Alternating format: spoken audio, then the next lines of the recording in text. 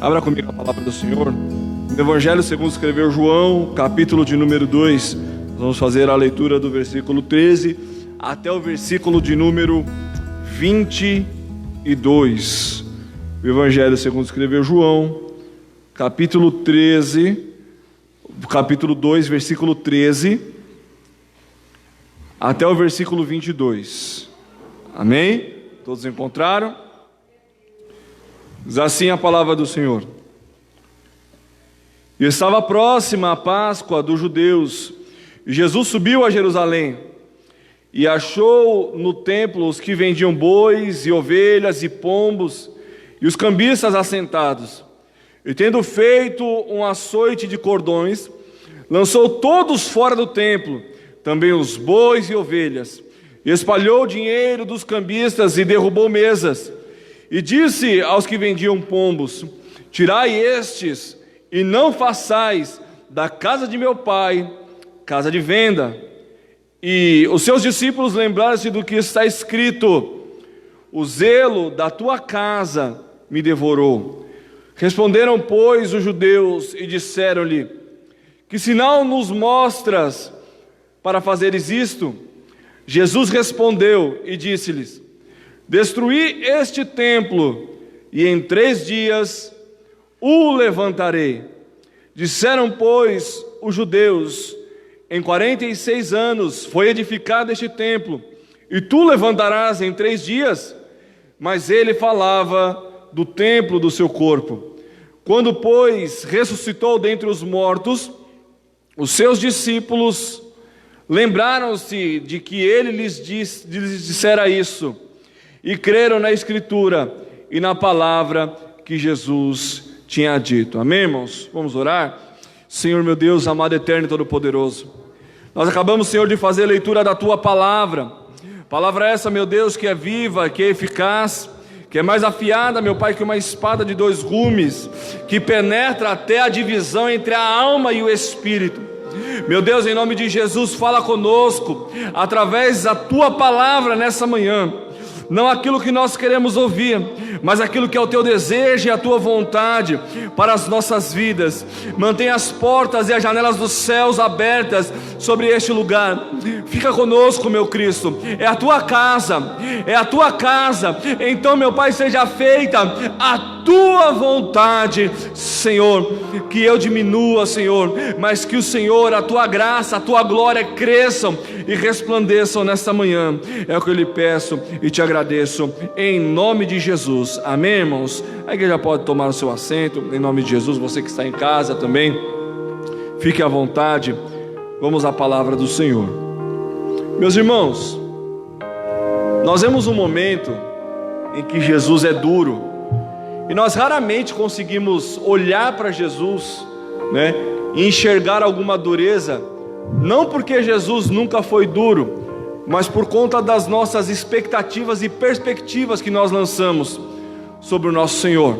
Nós vemos sempre Jesus acolhendo, nós vemos sempre Jesus dizendo eu perdoo, e de fato Ele perdoa. Nós vemos sempre Jesus trazendo pessoas à sua volta, mas algumas vezes Jesus precisa trazer uma palavra um pouco mais firme. Algumas vezes Jesus precisa chamar a atenção do povo para trazer de volta a centralidade do culto a Deus e a sua pessoa. Quando nós vemos Jesus chegando no templo, João vai colocar essa passagem no começo do seu evangelho. Embora os outros evangelistas coloquem no final do ministério de Jesus, João vai colocar no começo do seu evangelho, porque João vai retratar a natureza divina de Jesus e o propósito restauracionista do culto a Deus e da relação entre Deus e o homem. É por isso que João vai colocar esta passagem bem no começo do seu evangelho. E nós sabemos que o templo, ele é o centro do culto, especialmente no mundo antigo e especialmente para os judeus. O templo é o centro do culto, é lá onde tudo acontecia, é lá onde o ser humano se relacionava com Deus. Isso desde o mundo antigo até mesmo para os judeus.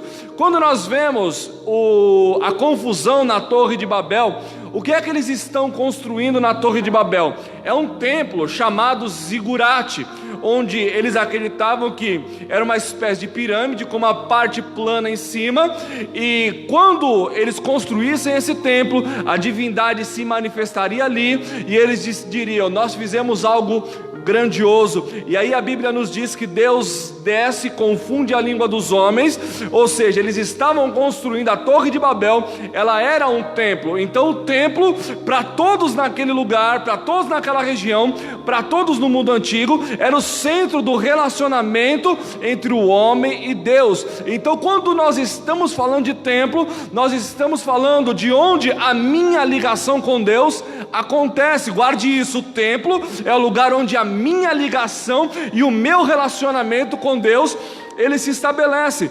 Quando o povo de Israel sai do Egito, sem terra, uma terra a ser conquistada, uma terra que o Senhor daria, o Senhor olha para Moisés, e quando Moisés sobe no monte, Deus dá o desenho do tabernáculo, um tabernáculo móvel, que o povo podia levar de um lado para o outro, até chegar à terra prometida, até passar os 40 anos e chegar à terra prometida. Deus dá o desenho, Moisés constrói o tabernáculo, eles entram na terra prometida, passa o tempo, vem Saul reinando, e o tabernáculo permanece em Siló.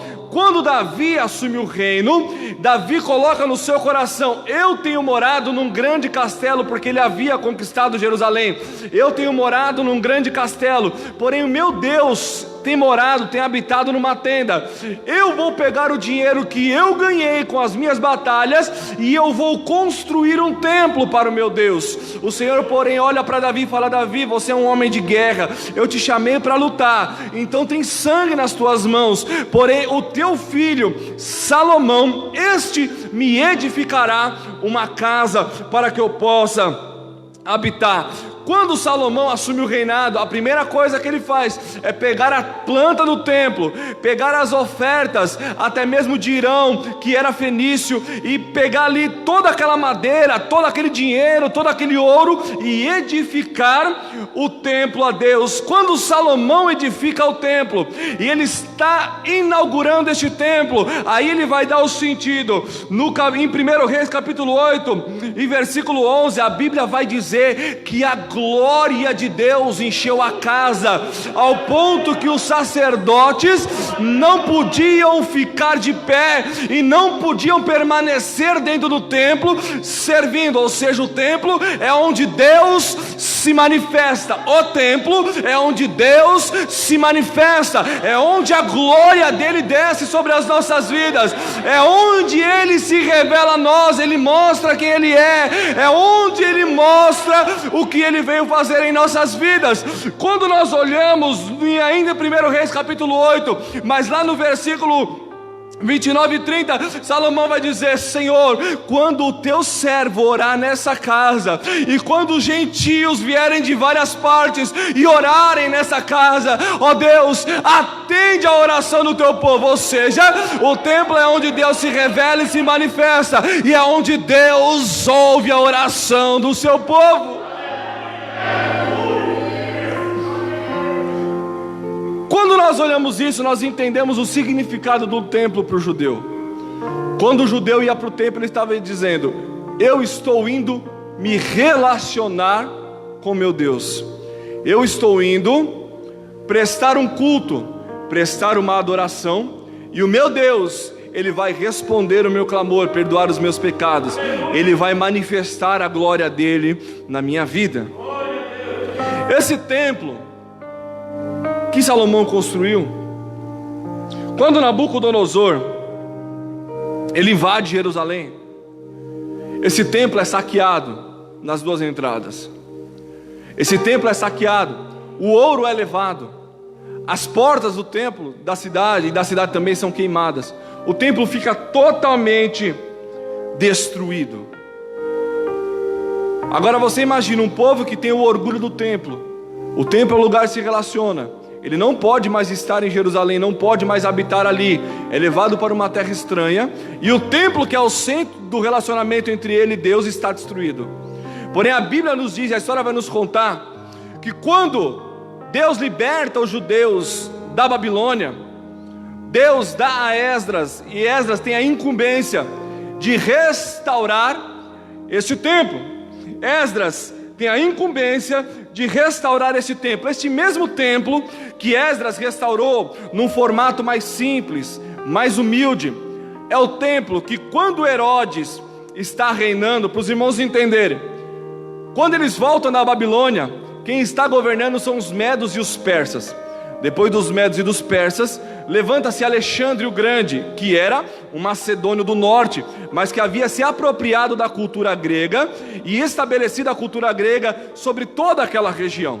Quando Alexandre o Grande morre, ele deixa aquela região fica sob o domínio de o governo fica sobre 4 generais. Seleuco, que fica com aquela região, ele conquista depois a Babilônia e toda aquela região da Judéia. Ou seja, aquela região já não é uma região mais de judeus, mas é uma região que tem relacionamento com muitos outros povos. E agora está reinando, houveram várias confusões naquele tempo, mas quem está reinando é Herodes. E Herodes não é judeu, Herodes não é da linhagem de Davi, Herodes é um idumeu. Por que quando Jesus nasce, Herodes quer matar Jesus? Porque o trono não é dele, o lugar não é dele, é por isso que Herodes quer matar Jesus. E Herodes, para contornar a situação com os judeus, o que ele faz? Eu vou reformar o templo, eu vou ampliar o templo, eu vou deixar esse templo grandioso. É por isso que os judeus, quando Jesus vai questionar, os judeus olham e falam assim: esse templo tão grandioso, tão suntuoso, tão belo, tão rico, com tanto ouro, demorou 46 anos para ficar construído, para ser construído, e ainda não estava pronto. E você diz que vai derrubar e reconstruir em 3 dias. É por isso então Jesus, quando ele entra no templo, ele vai mexer no orgulho. Porque o que está acontecendo ali? Eles estão mantendo o culto, eles estão mantendo os rituais, mas perderam completamente a noção do relacionamento com Deus. Eles estão mantendo o culto, mas perderam totalmente a noção do que é servir a Deus. E como nós vemos isso hoje, irmãos? O Brasil hoje, ele é um país extremamente evangelizado. O mundo hoje é extremamente evangelizado. Para os irmãos terem uma ideia, hoje nem tanto, mas nós nos orgulhávamos na Assembleia de Deus de dizer assim que nós éramos a maior denominação pentecostal do mundo. Isso já não é mais verdade. Alguns estudos mostram, embora isso não sejam números oficiais, porque a igreja na China é uma igreja perseguida, é uma igreja que não pode congregar, porque a ditadura comunista mata os irmãos cristãos. Tem relatos, vira e mexe sai no jornal. Esses tempos eu vi alguns anos atrás, que eles jogaram o pastor e a esposa dentro da igreja e derrubaram a igreja em cima do pastor e da sua esposa. Derrubaram a igreja com os dois lá dentro. Porém essa igreja perseguida, estima-se que já tem mais de 100 milhões de chineses pentecostais na China. Então a igreja perseguida é a igreja que se relaciona verdadeiramente com Deus. Já no Brasil, muitas vezes nós vemos um relacionamento superficial, onde o nosso relacionamento ele se resume simplesmente ao culto no templo. Nós viemos aqui, ouvimos uma palavra, adoramos a Deus, mas nós não levamos isso para fora. E o que nós ouvimos, o que nós adoramos aqui dentro, precisa fazer diferença lá fora na nossa vida. Jesus que nós viemos buscar aqui, nós não podemos vir buscar Jesus aqui e continuar deixando Ele no templo, mas nós precisamos levar Ele para dentro da nossa casa, levar Ele para dentro da nossa família, levar Ele para dentro dos nossos relacionamentos.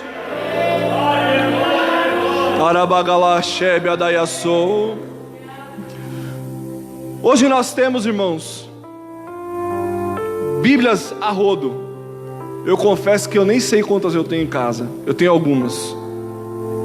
E às vezes nós passamos dias sem abrir a palavra do Senhor. Às vezes nós passamos dias sem ler um versículo. Às vezes nós passamos dias sem ouvir Deus falar através das Escrituras. Às vezes nós passamos dias, às vezes nós deixamos para abrir a Bíblia somente no culto, mas deixa eu te dizer uma coisa: o Jesus que está neste culto é o Jesus que fala com você na tua casa, é o Jesus que te alimenta à mesa com a tua família, é o Jesus que está neste culto, é o Jesus que quando você senta com a sua família no sofá e fala vamos ler a Bíblia, é o Jesus que fala, é isso mesmo, onde estiverem 2 ou mais reunidos no meu nome, ali eu estarei. E Jesus vai expor isso deles. Porque o que está acontecendo? Uma grande corrupção naquele templo havia se instalado. Porque quando todo sistema religioso, quando o dinheiro rola, irmãos, a corrupção vem. Porque o homem, muitas vezes ele é mau, e a única coisa boa que o homem tem, quando ele pratica, é porque Deus assim o concedeu. Então vamos lá. O que é que está acontecendo no templo neste momento? A Bíblia cita uma categoria chamada cambistas. Olha só a corrupção. Só existiam 2 tipos de moeda que podiam ser ofertados no templo. 2 moedas de Sião, que tinha ou o desenho de uma águia, ou o desenho de uma figueira. Não podia ter imagem de homem, e nem imagem de deuses pagãos. Lembra quando Jesus está lá no templo, e vão questionar Jesus sobre, mestre, nós devemos pagar os impostos a Roma? Jesus fala assim, me dá aqui uma moeda. De quem é a imagem nessa moeda? É de César, não é? Então dá a César o que é de César e dá a Deus o que é de Deus. Ou seja, o dinheiro pagão, ele não podia circular no templo. Então o que eles estão fazendo?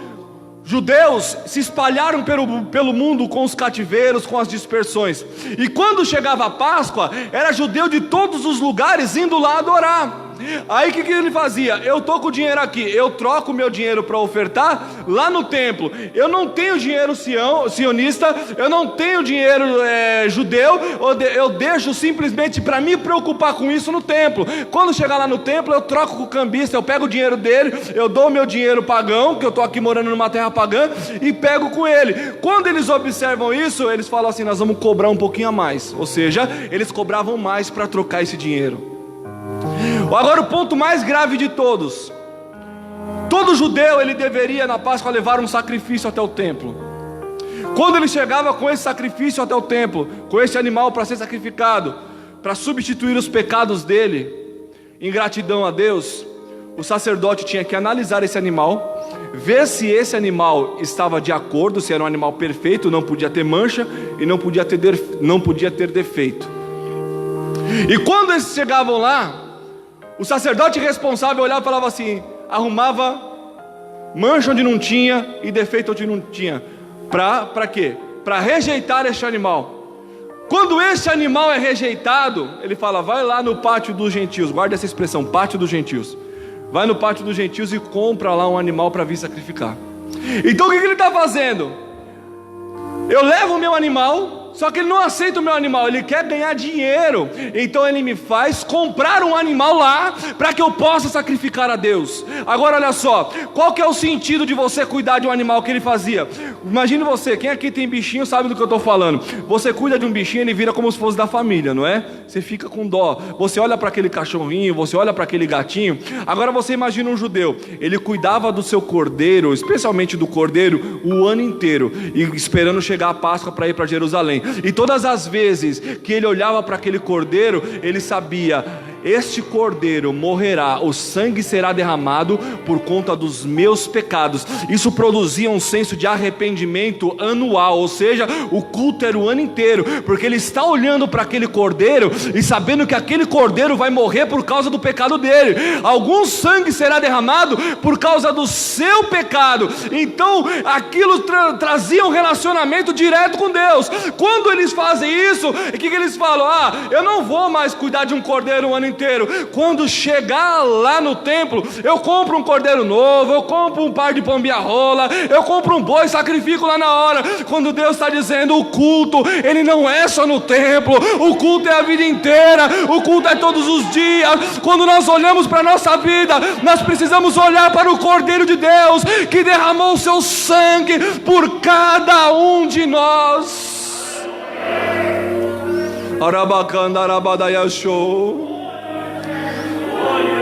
Agora deixa eu dizer uma coisa. É por isso que quando nós acordamos para vir à igreja, nós já temos que nos preparar para estar aqui. Um dia antes nós já temos que estar nos preparando. Ou seja, durante a semana eu falo, tenho que ir ao culto, eu vou adorar a Deus. E o fato de eu adorar a Deus me faz me lembrar do Cordeiro de Deus que tira o pecado do mundo, que perdoou os meus pecados, derramou seu sangue na cruz por mim. E isso faz com que eu tenha melhores atitudes de obediência a Deus. Por que a igreja hoje, eu não falo da nossa, eu falo o crente em geral, por que o crente tem tanta dificuldade de obedecer a Deus? Porque Deus para ele é culto público, é no domingo. E do jeito que vem ele canta, louva, vai embora e esquece o que foi falado. Então o que Jesus está dizendo? Vocês estão atrapalhando a vida do ser humano com Deus. Vocês estão atrapalhando a vida e o relacionamento do meu povo comigo. Nós precisamos compreender, irmãos, que mais importante do que o ritual é a nossa vida com Deus. Mais importante do que o ritual é como nós vivemos com Deus. Jesus precisa fazer parte da minha e da tua vida. Jesus não é só uma música no qual nós viemos cantar, mas Jesus precisa fazer parte da minha e da tua vida, nas nossas decisões, nas nossas ações. À medida em que nós olhamos e nós falamos assim, Jesus se comportaria dessa forma? Não. Então, Senhor, perdoa os meus pecados, perdoa a minha iniquidade, perdoa a minha falha, me restaura e faz com que a minha vida seja um culto autêntico a Ti, Senhor. Deixa eu dizer uma coisa. Onde é que está o comércio? No pátio dos gentios. Como os judeus se espalharam e falavam de Deus, muitos gentios se convertiam ao judaísmo. Gentios as nações que não são judias, hebreias. E quando eles se convertiam, eles tinham que aplicar toda a lei: deixar de comer animal imundo, guardar o sábado, se circuncidar. Todas as observâncias da lei eles tinham que ter. Só que no templo, eles não podiam entrar na parte central do templo. Você tinha de um lado o pátio das mulheres, um pouco menor, e de um outro lado um espaço, aí tinha um muro dividindo, e ali era o pátio dos gentios, era somente onde eles podiam ficar. Mas era a forma deles olharem e dizer assim: é aqui que eu vou me aproximar de Deus, é aqui que eu vou me relacionar com Deus, é aqui que eu vou me relacionar com Deus que eu creio que agora é o meu Senhor. E o que o sacerdote faz? Ele bota um comércio no pátio dos gentios, ou seja, impede que as pessoas se achegam a Deus. Nesse relato dessa passagem em Marcos, Jesus, quando ele expulsa ali, ele fala assim: não está escrito que a minha casa será chamada casa de oração para todas as nações, mas vós a transformais em covil de ladrões. Eu me lembro de uma passagem em que Jesus fala para os escribas e fariseus: ai de vós, escribas e fariseus, que não entram no céu e não deixam ninguém entrar. Quando Jesus vem, ele vem exatamente isso: romper as barreiras e nos levar de volta a um culto a Deus. Ele expulsa os animais e diz: todos têm acesso ao templo. Ele expulsa os vendedores, expulsa os cambistas, porque ele vem restaurar a minha vida e o teu relacionamento com Deus. Deus é um Deus que se relaciona. Quando nós observamos isso, irmãos, nós vemos que os discípulos vão se lembrar do Salmo 69. O zelo da tua casa me corroeu. O zelo pela tua casa, a vontade de fazer o que é certo, a vontade de servir a Deus, a vontade de fazer a vontade do Pai que Jesus tinha, fez com que ele purificasse. Jesus está purificando o templo e restaurando o culto, purificando o templo e restaurando a vida, purificando o templo e restaurando a religião, purificando o templo e transformando a vida daqueles que ali estavam, purificando o templo e dizendo que Deus ainda se manifesta, purificando o templo e dizendo que Deus ainda se preocupa, dizendo que o culto é importante, que Deus precisa ter espaço no culto. Ele não é apenas uma religião, mas Ele é alguém que se relaciona e que cuida do seu povo e que abençoa a sua igreja. Quando nós vemos que Jesus fala: derruba esse templo e em 3 dias eu reconstruo, Jesus está trazendo para si a centralidade do culto. Quando nós observamos, quando nós olhamos isso, nós vemos que Jesus, quando Ele começa a chamar os discípulos, Ele chama Filipe. Filipe vai buscar um amigo dele, Natanael. E tem uma expressão ali que eu quero voltar um pouco no Antigo Testamento. Quando Jacó está fugindo de Esaú, a Bíblia diz que ele para num determinado lugar, ele pega uma rocha e ele dorme com a cabeça sobre a rocha.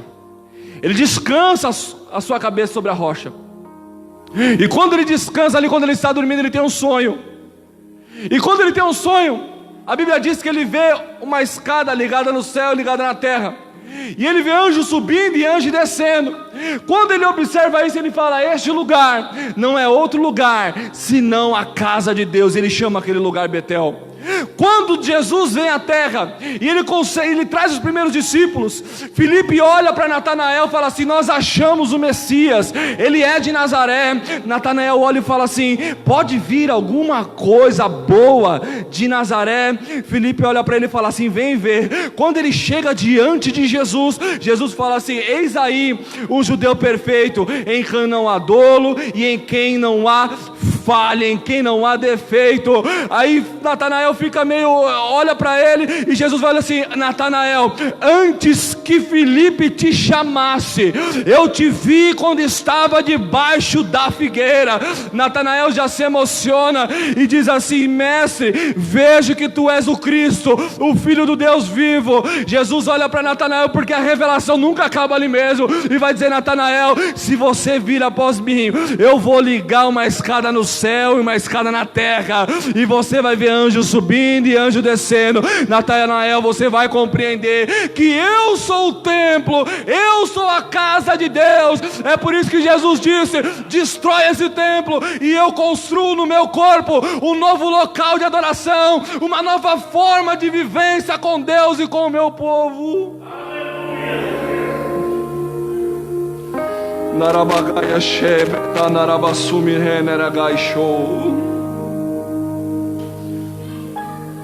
Jesus vem restaurar.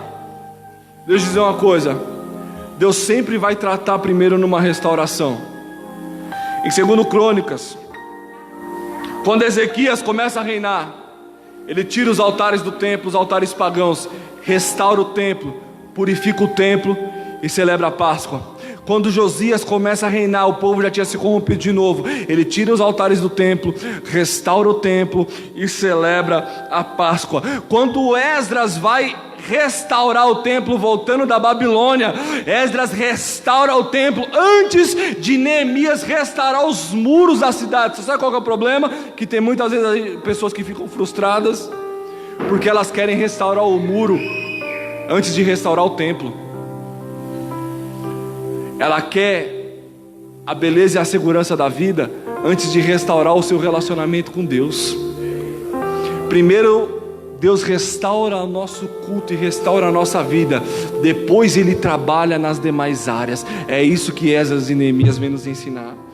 E às vezes a gente quer começar pelo final, a gente quer começar pela realização dos nossos sonhos, mas primeiro nós precisamos começar pela realização da vontade de Deus. Meu irmão, minha irmã, você que me acompanha, é tempo de nós restaurarmos um culto verdadeiro e autêntico a Deus, dentro de nós, dentro das nossas vidas, de acordo com o seu querer e a sua vontade.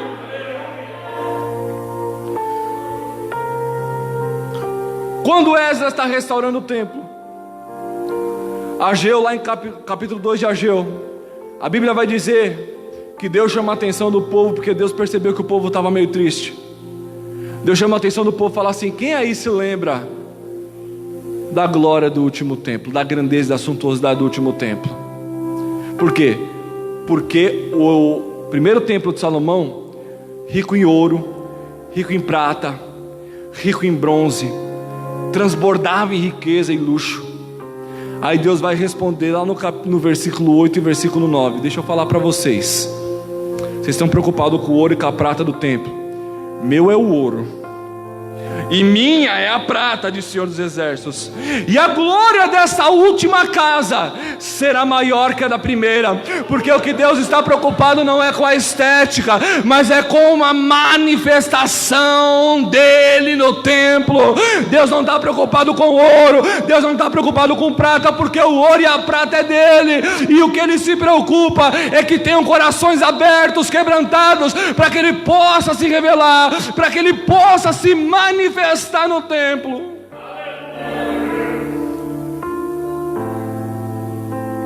E neste lugar eu darei a paz. Olha só, o templo pequeno, o templo sem luxo, é o templo que Deus diz: é neste lugar que eu darei a paz. Herodes restaura, torna grande, mas a essência que Deus queria era a essência da simplicidade. Quando fala paz, está falando ausência de guerra. E quando Deus fala de paz ali, Ele está falando de paz entre Deus e os homens. Porque quando Adão pecou, ele colocou a humanidade em guerra contra Deus. É isso que é muito sério. Aí Deus fala: não, mas o meu filho, olha só. Você imaginou, irmão? A parte ofendida é a parte que restaura a paz.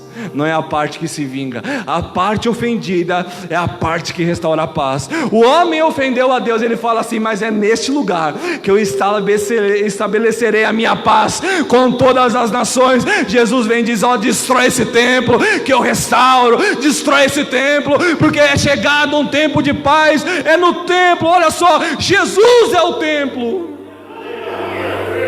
Jesus é o centro do culto. Jesus é aquele que deve ser adorado. Jesus é o nosso caminho, é o nosso livre acesso ao Senhor. E é por aí que veio o ministério da reconciliação. Segundo aos Coríntios capítulo 5, versículo 18 e 19. E nisto provém de Deus, isto tudo provém de Deus, que nos reconciliou consigo mesmo por Jesus Cristo e nos deu o ministério da reconciliação. Isto é, Deus estava em Cristo reconciliando consigo o mundo e não lhes imputando os seus pecados, e pôs em nós a palavra da reconciliação. O que Jesus está dizendo: eu quero de novo um culto autêntico, eu quero de novo um culto em que o nome do meu Pai é adorado, eu quero de novo que o meu povo me cultue dia após dia. Irmão, não deixa para sacrificar o cordeiro somente no dia de culto. Jesus precisa fazer parte da minha e da tua vida, e nós como gentios hoje temos acesso ao Pai pela palavra de Cristo, temos acesso ao Pai pelo sacrifício vicário de Jesus, temos acesso ao Rei da Glória, porque o nosso Cristo reconciliou a humanidade consigo mesmo, tendo perdoado os nossos pecados, tendo perdoado as nossas dívidas e nos trazendo a um relacionamento com o nosso Deus. Oh Jesus, Arabacanda, Arabadaia Shebe, Adaia Sou, ele me decanta, edarebedecanda, Arabadaracanda, Araiachou. A glória desta última casa, oh, irmão, está vivendo um momento simples, está vivendo um momento difícil. Deixa eu te dizer uma coisa, é profético para a tua vida. É neste momento que a glória de Deus vai invadir a tua vida. É neste momento que a glória de Deus vai entrar na tua casa. É neste momento que a glória de Deus vai mostrar que Ele é o teu Deus. É na simplicidade. Deus não precisa do meu ouro, do teu ouro. O ouro é dele, a prata é dele, tudo é dele, a glória é dele. É essa glória que Ele vai manifestar na tua vida. Aleluia, Jesus. Se coloque de pé, vamos orar por gentileza.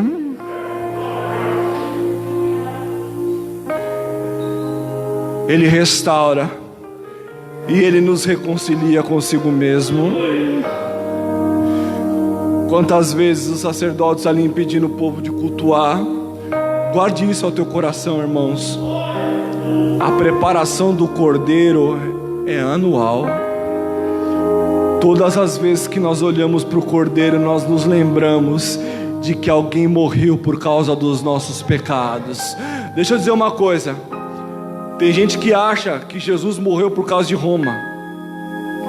Tem gente que acha que Jesus morreu por causa dos judeus. Está enganado. Jesus morreu por mim e por sua causa. Foram os nossos pecados que mataram Jesus, mas foi a glória de Deus que o ressuscitou ao terceiro dia. Oh Jesus, Senhor meu Deus, amado, eterno e todo-poderoso, em nome de Jesus, meu Pai, nós acabamos de ouvir a Tua palavra. Palavra essa, meu Pai, que nos vivifica. Palavra essa que nos purifica. Nos ajuda, Senhor, a termos uma vida contigo de forma contínua, não apenas na Páscoa, não apenas no culto, mas que o Cordeiro de Deus precisa ser mostrado, precisa ser observado, precisa ser verificado todos os dias, até chegar no momento do culto. Senhor, coloca as Tuas mãos sobre nós e derrama a Tua graça sobre nós. Abre as portas e as janelas dos céus, ó Pai, e recebe o nosso culto da maneira que Salomão, Senhor, pediu. Senhor, que quando nós pedirmos no templo, e o templo é Jesus, que o Senhor ouça a oração do Teu povo, ouça as petições da igreja. Cuida, meu Deus, dos Teus filhos. Abençoa, meu Deus, o Teu povo. Senhor, nós te pedimos, derrama da Tua graça sobre nós e abençoa a Tua igreja. É o que nós te pedimos e te agradecemos em nome de Jesus. Se você crê que Jesus é o centro do culto que você presta a Deus, aplauda o nome dele, para honra e glória do nome do Senhor.